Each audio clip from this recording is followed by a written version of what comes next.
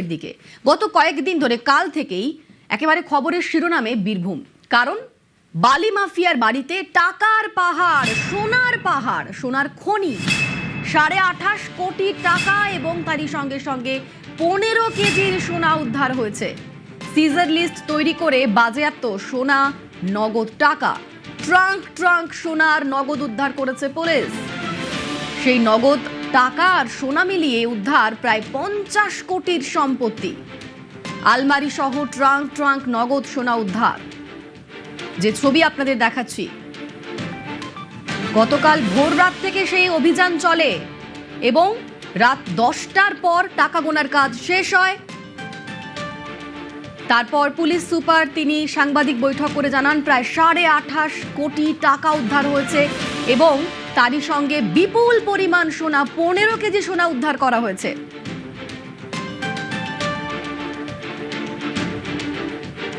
এদিকে মিনার মণ্ডল, যার বাড়িতে তল্লাশি চলেছে, সেই বাড়ি সিল করে দেওয়া হয়েছে এবং তারই পাশাপাশি মিনারকে গ্রেফতারও করা হয়েছে। মিনার মণ্ডলের বাড়ির সামনে থেকে আমাদের সঙ্গে এই মুহূর্তে সরাসরি রৌনক রয়েছেন প্রতিনিধি। রৌনক, মিনার মণ্ডলকে গ্রেফতার করা হয়েছে এবং তার বাড়ি সিল করে দেওয়া হয়েছে। এই মুহূর্তে সেখানে কিরকম ছবি, কি চলছে সেখানে?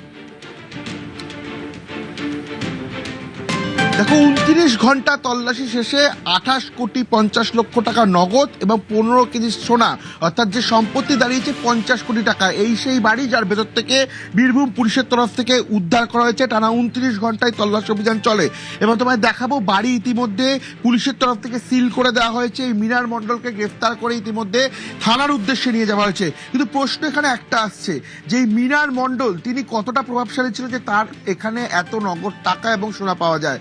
যে সূত্র মারফত পুলিশ খবর পেয়েছে এবং যে সূত্র উঠে আসছে যে এই টাকা ছিল টুলু মণ্ডলের, এই টাকার পেছনে টুলু মণ্ডলের একটা প্রত্যক্ষ যোগ রয়েছে এবং এই টুলু মণ্ডল তার যে র্যাকেট, তারা দীর্ঘদিন এই বীরভূম জেলা জুড়ে পাথর ব্যবসা, বালির ব্যবসা এবং গরু পাচার, কয়লা পাচার, এই ধরনের কার্যকলাপের সঙ্গে যুক্ত ছিল এবং তাদের একটা বড় র্যাকেট ছিল যাদের বাড়িতে এইরকমভাবে তারা টাকা রেখে দিত বা টাকা লুকিয়ে রাখার একটা চেষ্টা করত। পুলিশের কাছে এক ব্যবসায়ী অভিযোগ করে, সেই অভিযোগের ভিত্তিতেই কিন্তু পুলিশ এই মিনার মণ্ডলের বাড়িতে তল্লাশি অভিযান চালায়। সেক্ষেত্রে এখন পুলিশ যেটা দেখছে যে মিনার মণ্ডল, টুলু মণ্ডলের, কিন্তু সেই টাকা মিনার মণ্ডলের বাড়িতে কেন রাখা ছিল? মিনার মণ্ডলের সঙ্গে টুলু মণ্ডলের কি সম্পর্ক? দেখো, যেটা জানা যাচ্ছে যে মিনার মণ্ডল এবং টুলু মণ্ডল তারা আত্মীয় এবং যে টুলু মণ্ডলের যে দীর্ঘদিনের ব্যবসা, এই ব্যবসার সঙ্গে একটা র্যাকেট রয়েছে, বৃহত্তর একটা র্যাকেট, যেখানে কিন্তু বহু ক্লোজ অ্যাসোসিয়েট রয়েছে টুলু মণ্ডলের। তার মধ্যে অন্যতম একজন ছিল এই মিনার মণ্ডল। দীর্ঘদিন ধরে তার এই ব্যবসার সঙ্গে সে সরাসরি যুক্ত ছিল এবং তার বাড়িতেই কিন্তু এই নগদ টাকা এবং সোনা গচ্ছিত রাখা ছিল। সেক্ষেত্রে টুলু মণ্ডল এখন কোথায়, তার খোঁজ যেমন পুলিশ ইতিমধ্যে চালাচ্ছে এবং এই র্যাকেটের সঙ্গে যারা যারা যুক্ত রয়েছে দীর্ঘদিন ধরে তারা কিন্তু এই ধরনের পাথর খাদান থেকে শুরু করে বালির খাদান এবং কয়লা পাচারের কিন্তু নাম উঠে এসেছিল, এই ধরনের ব্যবসার সঙ্গে এরা যুক্ত ছিল। সেই জায়গায় দাঁড়িয়ে একটা বৃহত্তর র্যাকেট এর পেছনে কাজ করছে। শুধুমাত্র এই মিনার মণ্ডলের বাড়ি থেকে 50 কোটি টাকার সম্পত্তি উদ্ধার নয়, এর পেছনে কিন্তু এই টুলু মণ্ডলের নাম প্রথম থেকেই উঠে আসছে। একজন প্রভাবশালী, বীরভূমে দীর্ঘদিন ধরে এইভাবে বেআইনি ব্যবসারও অভিযোগ তার বিরুদ্ধে উঠে এসেছিল। সেই জায়গায় দাঁড়িয়ে তিনি কোথায় এবং তার ক্লোজ অ্যাসোসিয়েট, তাদের খোঁজেও কিন্তু পুলিশ তল্লাশি অভিযান চালাচ্ছে। ইতিমধ্যে যে মিনার মণ্ডলের বাড়ি, সেই বাড়ি তুমি দেখছো ইতিমধ্যে পুলিশের তরফ থেকে সিল করে দেওয়া হয়েছে এবং তাকে গ্রেফতার করে থানার উদ্দেশ্যে নিয়ে যাওয়া হয়েছে। আমার ক্যামেরা পার্সন সুব্রত সাহাকে বলবো দেখানোর জন্য, তুমি দেখলে বুঝবে যে বিভিন্ন জায়গায় পুলিশ তল্লাশি অভিযান চালিয়েছে। যে ঘরের ভেতরে যে ধরনের প্লাইয়ের যে আলমারি থাকে বা বিভিন্ন জায়গায় যেসব জায়গায় টাকা লুকিয়ে রাখা যায়, এই জায়গাও কিন্তু পুলিশের তরফ থেকে টানা 29 ঘন্টা তল্লাশি অভিযান চালানো হয়। এবং সব থেকে অবাক করা ঘটনা যে এরকম একটি দোতলা বাড়ি, একজন ব্যবসায়ী তিনি সেই জায়গা থেকে দাঁড়িয়ে তার কাছ থেকে 28 কোটি 50 লক্ষ টাকা নগদ উদ্ধার, এছাড়াও 15 কেজি সোনা, অর্থাৎ সম্পত্তির পরিমাণ গিয়ে দাঁড়িয়েছে 50 কোটি টাকার কাছাকাছি। কোথা থেকে এলো এগুলো? কি তাহলে কোনো জায়গার কোনো কালো টাকা এখানে রাখা হয়েছিল? একেবারে রৌনক, এটা তো কোথা প্রশ্ন। থেকে এলো সেটাই তো সব থেকে বড় প্রশ্ন। আমাদের সঙ্গে তুমি থাকো। আমরা যে ছবি দেখাচ্ছি মিনার মণ্ডলের ছবি। এই মিনার মণ্ডলের বাড়িতেই তল্লাশি চালায় পুলিশ এবং সেখানে উদ্ধার হয় বিপুল পরিমাণ টাকা, 28.5 কোটি টাকা এবং তারই সঙ্গে 15 কেজির সোনা, যা সব মিলিয়ে প্রায় 50 কোটি টাকার সম্পত্তি।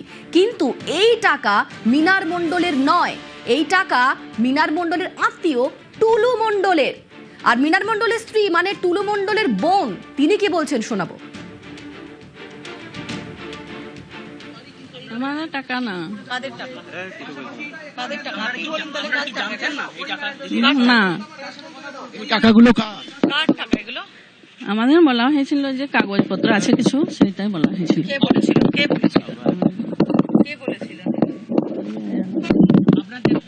কবে থেকে বাড়িতে এত টাকা কোথায় থেকে এলো?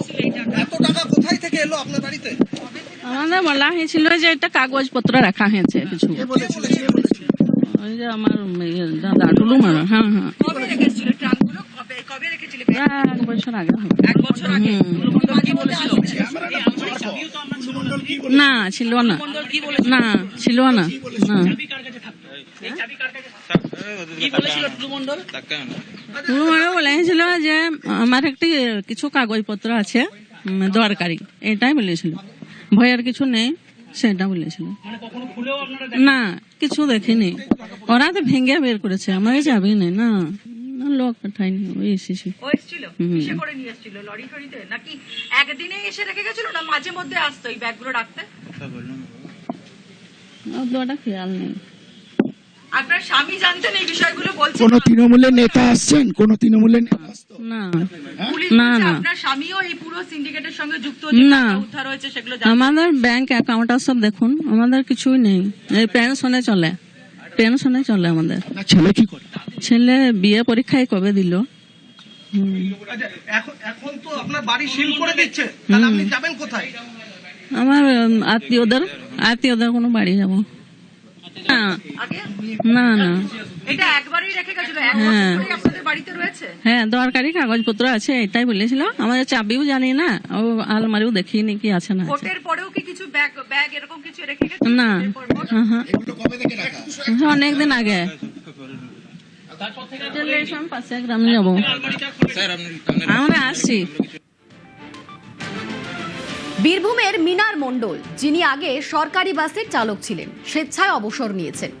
এবার তার বাড়িতে যখন পুলিশ তল্লাশি চালালো, সেখানে উদ্ধার হলো এই বিপুল পরিমাণের সম্পত্তি, 28.5 কোটি নগদ, 15 কেজির সোনা।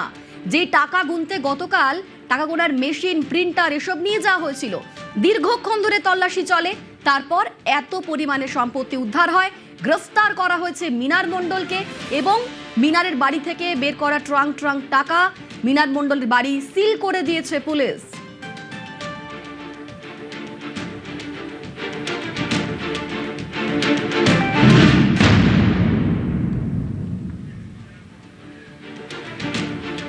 মিনার মণ্ডলের বাড়ি সিল করে দেওয়া হয়েছে, গ্রেফতার করা হয়েছে মিনার মণ্ডলকে এবং তার বাড়ি সিল করে দেওয়া হয়েছে। এই বাড়ি থেকেই বিপুল পরিমাণে নগদ টাকা আর সোনা উদ্ধার, 15 কেজি সোনা, 28.5 কোটি টাকা উদ্ধার করা হয়েছে।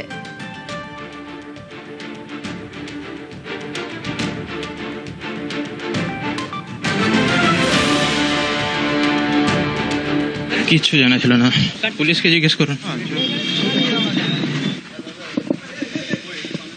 আপনাকে কি গ্রেফতার করলো?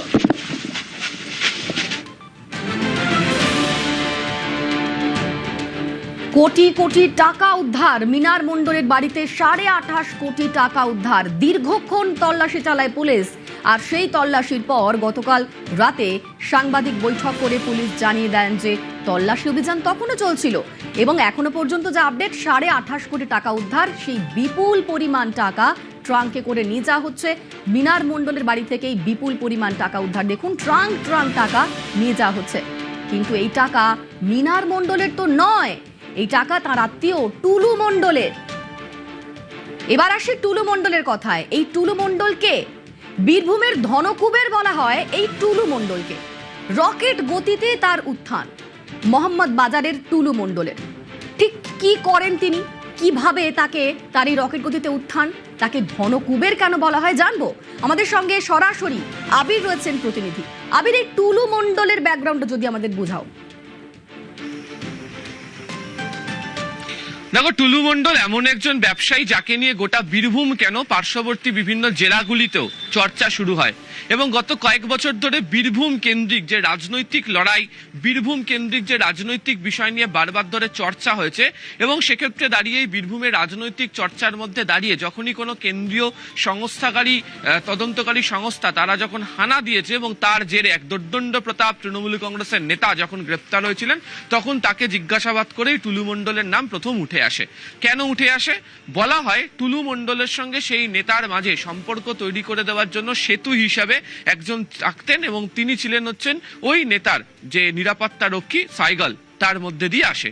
এই টুলু মণ্ডল বীরভূমের মোহাম্মদ বাজার থানা এলাকার যে সোৎসল গ্রাম, সেখান থেকে তার উত্থানের বলা ভালো। তিনি নাকি প্রথম সময়ে দাঁড়িয়ে তিনি এলাকার যারা বাচ্চারা রয়েছেন তাদেরকে পড়াশোনার কাজ করাতেন, বেশ কিছু কাজকর্মের সঙ্গে তিনি যুক্ত ছিলেন।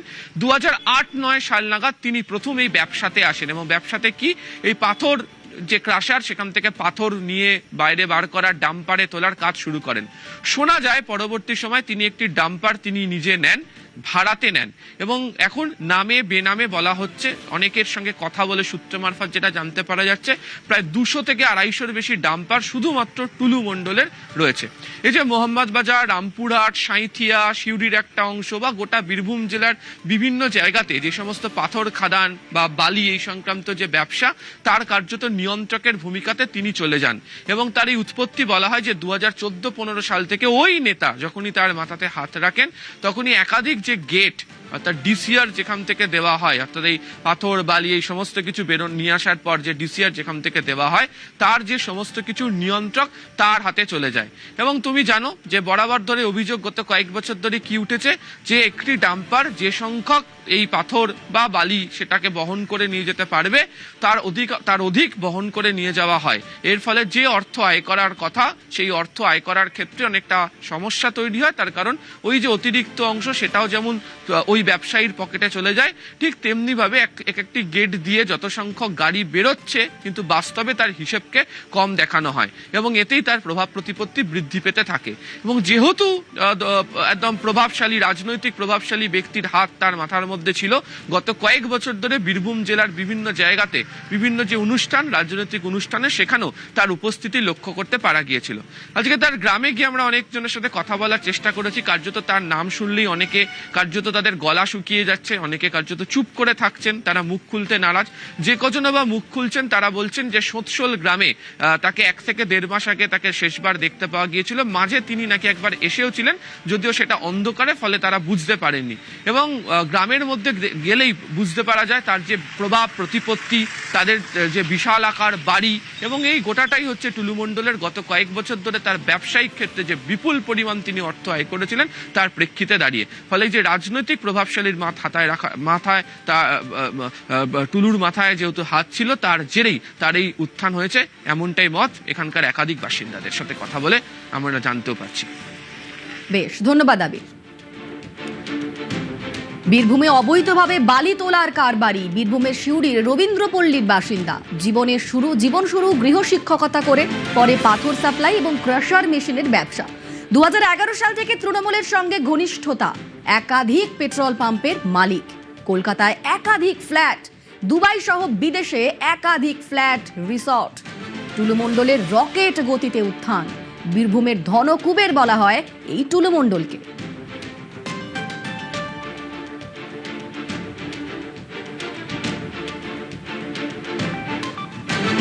বীরভূমের মোহাম্মদ বাজার থানা এলাকার মধ্যে সোৎসল গ্রাম, তার যে মোড়লপাড়া, সেখানেই হচ্ছে টুলু মণ্ডলের প্রথম বাড়ি। এই যে বাড়িটি দেখতে পাওয়া যাচ্ছে, এখানেই টুলু মণ্ডলের বলা হয় যে তার জন্মস্থান এবং এখান থেকেই কার্যত তার যে ব্যবসায়িক উত্থান এখান থেকেই শুরু হয়।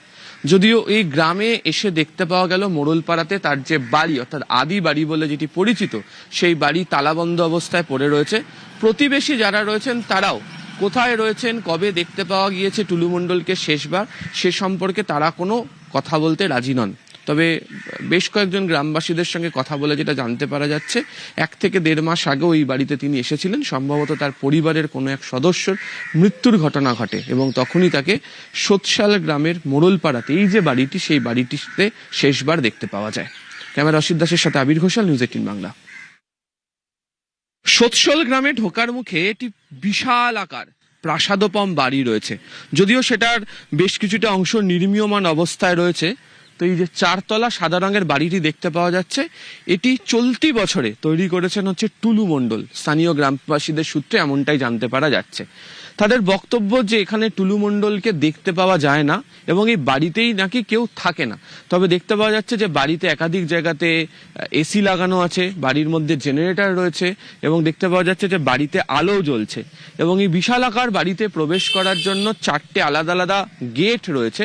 তবে সেই গেটগুলো ভিতর থেকে তালাবন্ধ অবস্থায়, বাইরে থেকে অবশ্য গেট খুলে রাখা এবং বাড়ির ভিতরে যে বিশাল জায়গা রয়েছে সেখানে একাধিক গাড়ি দাঁড়িয়ে থাকার মতো অবস্থাও রয়েছে। এই সোৎসল গ্রাম, এখান থেকেই টুলু মণ্ডলের উত্থান, এখান থেকে তিনি তার প্রথম ব্যবসা শুরু করেছিলেন এবং এই গ্রামেতেই শোনা যাচ্ছে যে 1 থেকে 1.5 মাস আগে তিনি এসেছিলেন।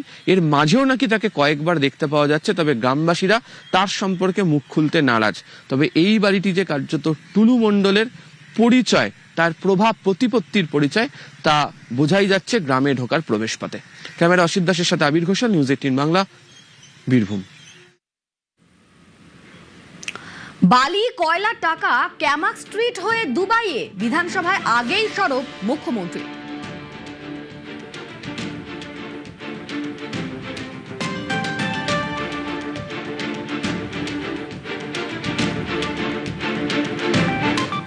লাখ 38,000 কোটি টাকার বাজেট বলছিলেন আসবে কোথা থেকে? বীরভূমে পাথরে কি করেছেন জানেন? আপনাদের হাতে ছিল পাটি, সব ল্যাম্পোস্ট ছিলেন। আসল তো যুবরাজ, আসল তো ভানুয়াতু। 1 বছরে বীরভূমের পাথর থেকে রেভিনিউ দিয়েছেন 60 কোটি টাকা। আর আমরা 9 মে শপথ নেওয়ার পরে 1 মাসে রেভিনিউ দিয়েছি 83 কোটি টাকা। 83 গুণিতক 1200 কোটি। পশ্চিমবঙ্গ সরকারের অ্যাকাউন্টে 100 কোটি, বাকি 1100 কোটি ক্যামাক স্ট্রিট হয়ে दुबई। ये तो पहले झांकी है, अभी बहुत कुछ बाकी है।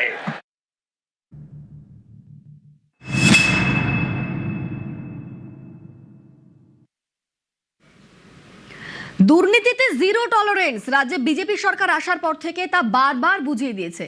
আর কাটমানি সিন্ডিকেট রুখতে মঙ্গলবার হেল্পলাইন নাম্বার চালু করেন মুখ্যমন্ত্রী শুভেন্দু অধিকারী। বুধবার থেকে হেল্পলাইনে একের পর এক অভিযোগ জমা পড়তে শুরু করেছে।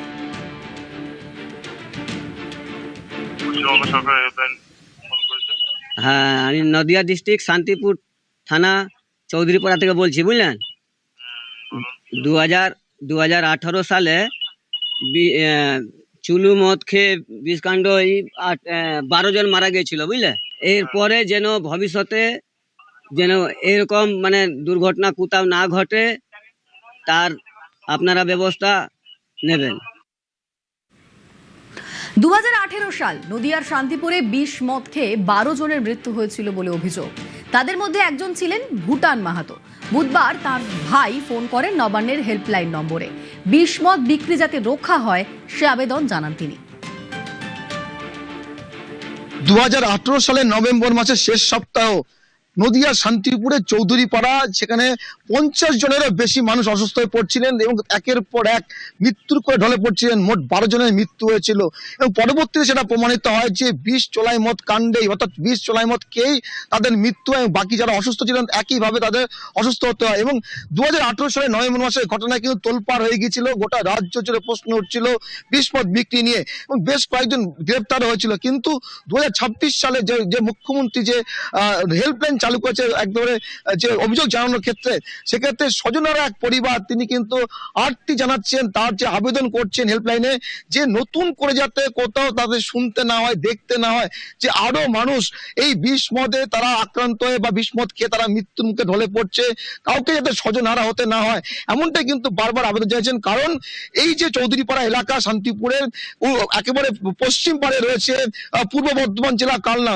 মূলত সেই কালনা থেকে এই বিষ মদের আমদানি নিহত নদিয়ার শান্তিপুরে বিভিন্ন চর তীরবর্তী এলাকায়, কারণ মাঝখান দিয়ে বয়ে গেছে ভাগীরথীর দুপাশে কিন্তু নদিয়া আর পূর্ব বর্ধমান, এবং সেখান থেকে ওপাশ থেকে যে চর এলাকা রয়েছে সেখান থেকে বিসমত নদিয়া জেলার শান্তিপুরে বিভিন্ন অঞ্চলে ছড়িয়ে পড়তো, এবং যা খেয়ে সেই সময় 18 সালে নভেম্বর মাসে 12 জন মৃত্যুর মুখে ঢলে পড়েছিল এবং ব্যাপক প্রশ্ন উঠেছিল এবং চাঞ্চল্য ছড়িয়েছিল, গোটা রাজ্য জুড়ে প্রশ্ন উঠছিল বিসমত নিয়ে।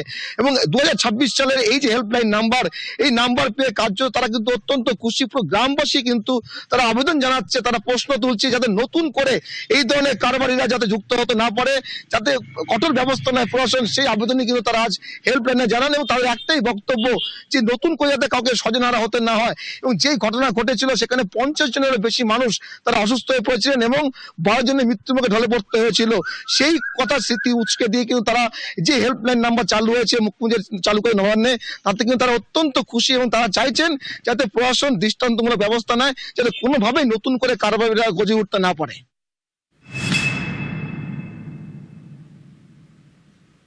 পাড়ায় চুলু মদ বিক্রি হতো, সে মদ লোকে জানতো না যে বিষ আছে না কি আছে। তারপরে আমারও ওর ভাই খেয়েছিল, তার মধ্যে 11 জন আরো খেয়েছিল। খাওয়ার পরে আস্তে আস্তে হসপিটালে ভর্তি হওয়ার পরে মানে এক একটা করে মরে যাচ্ছে। এরকম সরকারকে জানালাম যাতে এরকম দুর্ঘটনা কোথাও না ঘটে, তার ব্যবস্থা সরকারকে জানানো হয়েছে।